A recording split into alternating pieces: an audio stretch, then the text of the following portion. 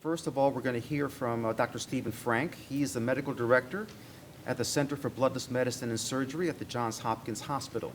Dr. Frank is fellowship trained in vascular, thoracic, and transplant anesthesiology at Johns Hopkins, where he is currently an associate professor of anesthesiology and critical care medicine. Dr. Frank's recent research and publications focus on methods to avoid blood transfusions. And his topic today is a bloodless medicine overview. Dr. Frank, please. All right, so my name is Steve Frank. I'm an anesthesiologist at Johns Hopkins. I've been there for over 20 years. And so I'm going to give you an overview of our bloodless medicine and surgery program, and then I'm going to tell you about the speakers who follow me as well, and I'm going to tell you how our program works. So thank you everybody for being here. I'm going to first tell you how it works, and the way it works is the dedicated people that we have in our program are who makes it work. And I'm going to introduce them on the next slide. But this is from our website, and I'll tell you in a minute how to find our website. And I'm going to start with the lineup, okay? So we have Linda Resar, who is our hematology consultant. She's going to be the last speaker today. We have Isha Shurd, who's our clinical coordinator. So she's a nurse at Johns Hopkins who follows our patients every single day. And she's going to be giving a talk. Liza Wick, who is one of our surgeons at Johns Hopkins. She and I work together very closely to help patients who might need surgery to find them the best possible care they can get without needing a transfusion. We have Liz Dacue, who's been with us for 3 years, and she is our nurse coordinator. So we have 2 nurse coordinators, Isha and Liz. And Liz made a 5-minute video that we're going to show you about anemia and management of anemia and how you can help yourself by treating your own anemia before you come to the hospital. Andy, of course, is our admin coordinator. He's our MC, and he's going to be introducing the speakers. So Andy follows our patients every day before and after they come to the hospital and while they're in the hospital. Joan is Andy's wife, and she deserves extra credit because she put this program together and made it possible for us to be here today. Joan is our communications director, event planner, and our website manager. So where's Joan right now? Okay, she's in the back. Thank you, Joan, for putting this meeting together. And finally, Paul Ness, who's one of the gurus in blood management. So he's one of our team members that's not here today. Okay, here's the topics. I'll give an overview. Liz will give the video called Building Your Hemoglobin Level Without Blood. Liza will talk about improving the patient experience, the Johns Hopkins Hospital Enhanced Recovery Program. Isha is going to talk about preventive medicine, heart-to-heart, an inside look at your cardiovascular health and how we can keep ourselves healthy so we don't need to come to the hospital. Finally, Linda is going to talk about progress and success on bloodless medicine strategies at Johns Hopkins. How it works is we do everything possible to respect you and your family's wishes. If you need medical care, the patient comes first. So we do everything we can to optimize your outcome without needing a transfusion.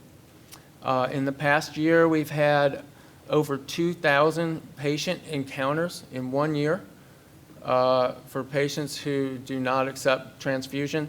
That's almost 400 inpatients and over 2,000 outpatient visits. And we've been around for 3 years now, and this is how many patients we treat in 1 year. There's many, many different methods that we use to conserve your blood I'm going to briefly mention the steps along the way here. So the first thing we do is usually Andy helps you with your advanced directives, and that is the paperwork and the documents that the hospital asks you to complete. It's essentially the blood refusal form, and it goes over the major fractions and the minor fractions, and Andy can walk you through that so you understand it. Preoperative anemia, diagnosis and treatment. So the best thing we can do is bring patients to the hospital with a nice healthy hemoglobin level so you have enough blood to spare in case you lose some. The cell saver. How many people have heard of the cell saver? Lots of people. Okay, so it's a personal choice. Some Jehovah's Witness patients, they elect not to use the cell saver, but in our experience, the majority agree to the cell saver because you're getting your own blood back instead of someone else's. And it's really a recycling of your own blood. We minimize blood loss by sending less blood to the lab. We use medications to reduce bleeding. Sealants and hemostatic agents are different methods they can use during surgery to reduce bleeding. Meticulous surgical technique. That basically means the surgeons do everything they can to reduce bleeding during surgery. And then we'll talk about iron and EPO in Linda's talk. This is a picture of the cell saver. It was invented in the late 1970s. And what it does, it collects blood that you lose during surgery, and we wash it and clean it and give it back to the patient. And we can hook it up so it's all in one big circuit. So it's connected to your body, so the blood essentially never leaves the system because it's connected to your body. And the cell saver is being called the centerpiece of blood conservation. We had a study on the cell saver about a year ago, and our study showed that cell saver blood is better than banked blood from the blood bank. And so the paper we had was written up by the Washington Post, and we thought this was really cute. They said, we recycle a lot of things, paper, plastic, and metal, and then blood. We recycle blood now.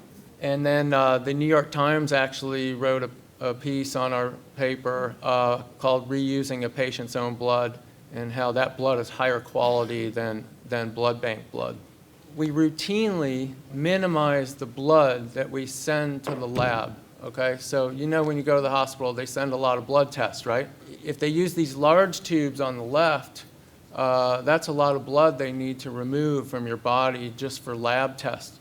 If they use the smaller pediatric tubes, and Andy and Isha and I walk around with them in our pockets, and we hand them out to the nurses on the floors, and if they use the small pediatric tubes, you lose about 90% less blood because look how small they are compared to the adult tubes, and they can do the same tests with the small tubes. So there's a new drug that we're using called Tranexamic Acid, and it's being called a game changer in orthopedic surgery because what it does, it's a medication that reduces bleeding. So these bar graphs are the blood use in orthopedic surgery before and after tranexamic acid began, where the red arrow is. And so at Bayview Medical Center, which is part of Hopkins, as you know, the overall blood use in orthopedics was down 73% after they started using this drug called tranexamic acid. So it really makes a difference. The people on our team here had this paper published about 2 years ago. So Liza is here, Andy's here, and Linda's here. And this paper we published showed that patients do better, either as well or better, without blood as they do when they accept blood, if we give them this special type of care that we offer. So for example, the blue bars are the bloodless patients, and the red bars are the patients who accept blood. When we looked at infection, for example, the bloodless patients had less infections, and even death was less common in the patients who were hospitalized, less common in the bloodless patients. In fact, there's about 15% cost savings when you provide bloodless care, because blood is such an expensive commodity in the hospital. And if you avoid transfusion, you can reduce overall hospital cost and charges by about 15%. And our paper was written up in Anesthesiology News. That's like a newsletter that comes out every month. And they chose our paper to put on the cover of the magazine, saying that bloodless methods work better. And we also had a paper we presented at the hematology meeting in San Francisco on bloodless medicine. Linda presented it last December. It's a meeting of, I think, 10,000 people, and Linda was honored to be asked to present our program and how it works out in San Francisco. So we did recently upgrade our website and added a whole bunch of case studies. They're easy to find, and I'm going to come back at the end of the sessions here and tell you about 3 case studies to wrap it up. I'll conclude by saying that it's easy to find us because all you have to do is Google 2 words, Hopkins and bloodless, and that'll bring you to our website. And we believe that we're one of the few programs in the country that has a 24-hour pager and phone number available on our website. So you can find us 24/7 through our website, and we are here for you. I want to present a few case reports, but first, before I do that, I want to tell you why I like having a bloodless program and what's in it for me. People ask me, why do we do this? And the truth is because our patients that we take care of are more grateful for the care that we give them than any other patients that we have. So I know I said this last year. How many people were here at our seminar last year? Okay, so I'm an anesthesiologist, okay? Usually we get our patients off to sleep, they have their surgery, they wake up, okay? They don't know or care about the anesthesia as long as they wake up, okay?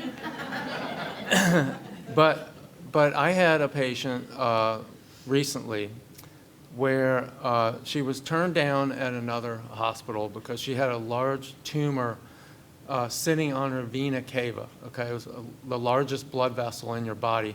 So one hospital said, no, we can't help you.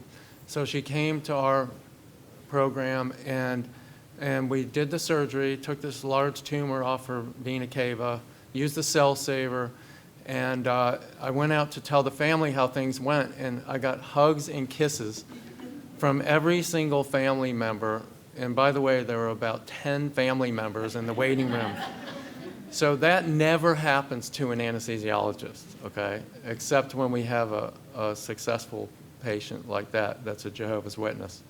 So that's what's in it for us. And I just want to say that we have a special guest that just showed up, her name is Tammy. So she was interviewed. You want to stand up, Tammy? Better late than never. So I think she probably drove here from near Roanoke, Virginia. Okay. Oh, she just got out of work. So Tammy had a major heart surgery about 1.5 years ago. One of the biggest heart surgeries you can have. And so she went to another big hospital in the Midwest, and they said, no, we can't help you because you won't take blood. And so she had a big aneurysm on top of her heart is what she had. And they said, no, we can't help you. So she came down to our center, and we walked her through the process, getting her ready for heart surgery. She got about 6 treatments of EPO, by the way, with iron. And then they fixed her aneurysm. She's back at work, and I didn't even know she was coming today. So she came with her family, by the way, and it's so great to see you, Tammy. So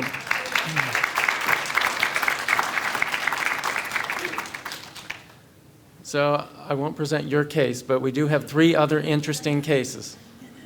And the first one I want to present, and these are in your handout, by the way.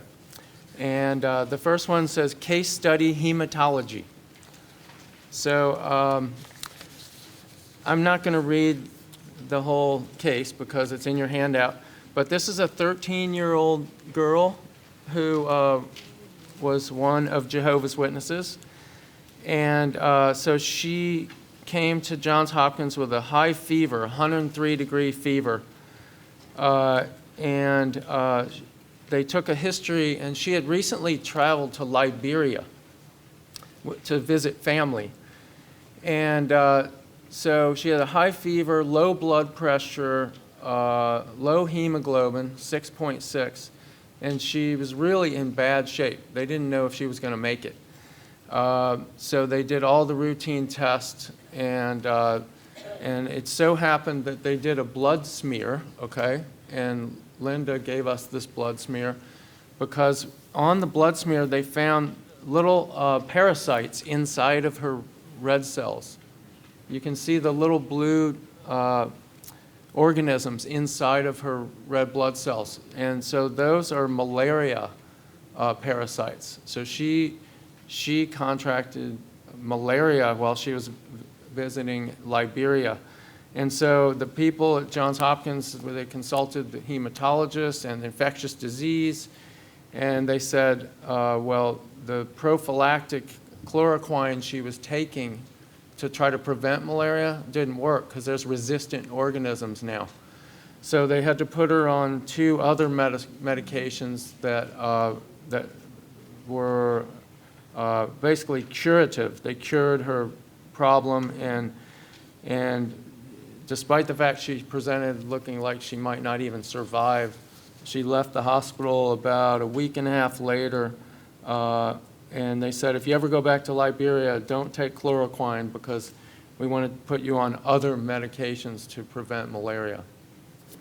So, you know, pediatric patients are special when they come with Jehovah's Witness families because there's complicated issues over whether a parent can refuse blood for a child.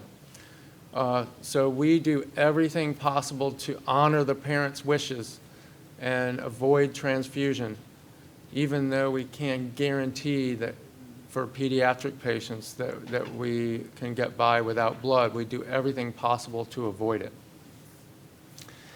Okay, the next case report is, let's see, in your handout it says case study obstetrics and gynecology. So this is a very common problem that we come up against, which is uterine fibroids. Who here has heard of uterine fibroids? Oh, almost everybody. Okay, so a fibroid is a tumor that grows in the uterus. It's not cancer, okay? So that's the good news. The bad news is they bleed, and sometimes they bleed profusely. So, for example, this patient in this case report is a 45-year-old woman who came in with severe bleeding, and she had a hemoglobin when we saw her of 3.8, okay? So extremely, like, life-threatening low hemoglobin. Remember, normal is above 12, and hers was 3.8. So the first thing we did is we put her on Lupron, which is a hormone that shrinks the fibroids and stops the bleeding, okay? So that's the first intervention. Of course, we consulted hematology, we consulted obstetrics and gynecology. We didn't do this all alone. It's a team approach, okay? And then we gave her intravenous iron. So we gave her iron sucrose. There's multiple kinds of intravenous iron, but we chose the iron sucrose. And we put her on darbepoetin and got her hemoglobin up to an acceptable level. But guess what? Then she, 4 months later, she bled again, okay? I think she stopped She missed her Lupron treatment, okay, and she bled down to 3.8. She came in this time with a hemoglobin of 3.8, and we decided that was way too low for surgery, okay? You can't do surgery on someone with hemoglobin at 3.8. So we looked at a non-surgical approach, and it's shown here in the picture. So we took her to interventional radiology, where they can embolize the fibroid by putting a catheter into the blood vessel. The radiologist can inject a compound into the fibroid that stops the blood flow and essentially just kills the fibroid tissue, okay, without needing surgery. So by embolizing the fibroid, they fixed her problem, and she went home. And a month later, Linda saw her in the hematology clinic, and her hemoglobin was 8.0 and rising. So one more case report, and these are all on our website, by the way, under case reports. We just added about 12 case reports to our website, and these are just 3 that we'll present here. So this one's, I call it case report number 1 on the slide, but it's a revision of a total hip replacement in a Jehovah's Witness hemophiliac patient. Okay, that's like the anesthesiologist's nightmare, is a Jehovah's Witness hemophiliac. I'm not kidding. So everybody, I guess people know what a hemophiliac is, right? They're born without a certain clotting factor, so whenever they get cut or injured, they just bleed and bleed and bleed, and the bleeding doesn't stop. So this is a long, complicated case. I'll just summarize it for you, give you the highlights. So this is a patient who had been getting treatment for hemophilia for years with clotting factor concentrates before we were able to get them recombinant. We used to get them from human blood. And so he got HIV and hepatitis C from the clotting factor transfusions that he received when he was younger. So this poor guy needed a total hip replacement, hemophilia with HIV and hepatitis C. So to prepare him for his surgery, we contacted hematology, and they put him on factor 8 concentrate. So that was the clotting factor that he was missing. And they put him on factor 8 concentrate before the surgery to get his clotting back to normal. And now that's made by recombinant techniques. We don't get it from human blood. They make it in a bacteria, essentially. So there's no viral risk, and it's not blood derived. So I did the anesthesia myself. So we took him to the operating room with Dr. Kanuja, who's one of our star orthopedic surgeons. He's the one wearing the space helmet hood in the picture. They do that to prevent infection. And we use autologous blood salvage, which is the technical term for cell saver. And so he lost 2.5 liters of blood. So there's 5 liters of blood in your body. Okay, he lost half of his blood during the surgery. So without the cell saver, he would definitely not survive the surgery. So the cell saver allowed us to give him back his own blood. And by the way, we had to use a special filter in the cell saver because he had an infection in his hip, and you don't want to be cell saving infected blood without this special filter. And the filter removes bacteria. So when you give the blood back to the patient, they don't develop an infection. And we also use one other technique called a thromboelastogram, shown on the right. And it's a special clotting test, a blood clotting test that tells us right away, within minutes, if the blood is clotting properly. So it comes up on a computer screen like that. It gives you a picture. We call it a TEG, T-E-G. and it tells us whether the patient has enough clotting factors in their body to stop bleeding. And so that's a normal TEG picture on the right. So we use that to guide his treatment during the surgery to make sure that he didn't bleed out, and he had a good outcome. At the end of the case report, you see when he visited the orthopedic clinic for follow-up 3 months later, his hemoglobin was 12.5. And that's 3 of our case reports. If you want to see more case reports, you can Google Hopkins and Bloodless and then click on case reports, and there's about maybe 15 case reports, including Tammy. She's one of our case reports. I hope that we don't see you in the hospital. If you do preventive medicine like Isha recommends, then we can all stay healthy and avoid the hospital. So thank you so much. Thank you.